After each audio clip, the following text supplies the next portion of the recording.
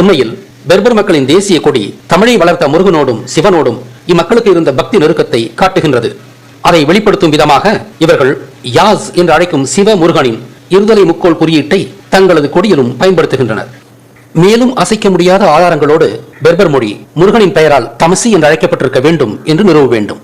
பெர்பர் மக்களின் மீது இஸ்லாம் திணிக்கப்படும் வரை அவர்கள் முருகனையே வழிபட்டார்கள் என்று நிறுவுவதன் மூலம் முருகனுக்கும் தமசி என்ற பெயருக்கும் உள்ள தொடர்பை நிறுவ முடியும். ஆதி பெர்பர் மக்கள் சிவனும் முருகனும் தமிழ் மொழிக்கு பங்களித்தவர்கள் என்பதை அறிந்தவர்கள்.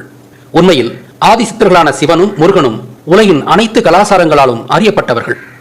இவ்வாறாகத்தான் பெர்பர் மக்களின் பாலைவனச் சோலையான சிவா ஒவாசிஸ் சிவனின் பெயராலேயே அழைக்கப்படுகிறது. மொராக்கோ நாட்டின் முக்கிய நகரமான மாரகேஷ் முருகனையும் சிவனையும் ஒரு சேர குறித்த முருகேஷ் என்ற சொல்லின் மறுவே. மொராக்கோ என்ற இந்த தேசத்தின் பெயரும் முருகனால் வந்த பெயரே. முருகன், மொரக்கன், மொராக்கன், மொராக்கோ. பெர்பர் மக்களின் நடு தெய்வம் அம்மன் என்று அழைக்கப்படுகிறது.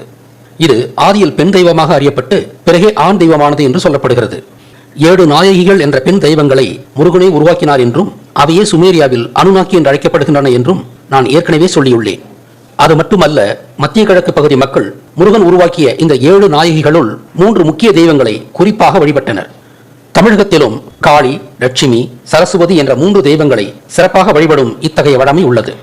அங்கே அல் உஷா என்ற பெயரில் காளியையே வழிபட்டனர். காளிக்கு தமிழில் உழை என்ற பெயரும் உண்டு. இதுவே அங்கு உஷாவானது. இவள் கருப்பு அங்கியை அணிந்து தன்னை காளிதான் என்று அடையாளப்படுத்திக் கொள்கிறாள். அடுத்ததாக அல் லாத் என்ற பெயரில் லட்சுமியை அவர்கள் வழிபடுகின்றனர். லாத் என்ற மத்திய கிழக்கு சொல் தமிழ் லதா என்ற சொல்லின் பிரிவு. காளி எனும் கருப்பி இரவுக்கான தெய்வம். இவள் ஊருக்கு வெளியே எல்லை காளியாக வசிப்பவள். பச்சையம்மாள் விவசாய தெய்வம். இவள் வயல்களின் நடுவிலோ ஆற்றங்கரைகளிலோ கோயில் கொள்வாள். சரஸ்வதி கல்வி, ஞானம் மற்றும் கலைகளுக்கான தெய்வம். இவை பயிலும் இடங்களில் வசிப்பவள். இந்த வகையில் லட்சுமி வீட்டுக்கான தெய்வம். நமது வீடுகளில் குடிகொண்டவள். இவள் இல்லத்தாள் என்றும் அழைக்கப்படுவாள். இல்லத்தாள், லதாள், லதா, அல்லாத். அல்லாத் என்ற இவள் சிவப்பு ஆடை அணிந்து தன்னை லட்சுமிதான் என்று அடையாளப்படுத்திக் கொள்கிறாள். மூன்றாவதாக அல் மனாஸ் என்ற பெயரில் சரஸ்வதியையே வழிபட்டனர். மனம் என்றால் ஞானம் என்ற பொருளும் உண்டு. ஞானத்திற்கான தெய்வம் சரஸ்வதி. அல் மனாஸ் வெள்ளை ஆடை உடுத்தி தன்னை சரஸ்வதி தான் என்று அடையாளப்படுத்திக் கொள்கிறார். இவை மூன்றும் முருகன் உருவாக்கிய 7 நாயகிகளுள் முக்கியமான 3. இந்த 7 நாயகிகள் அனைத்தும் தமிழகத்தில் இன்றும் அம்மன் என்றே அழைக்கப்படுகின்றன.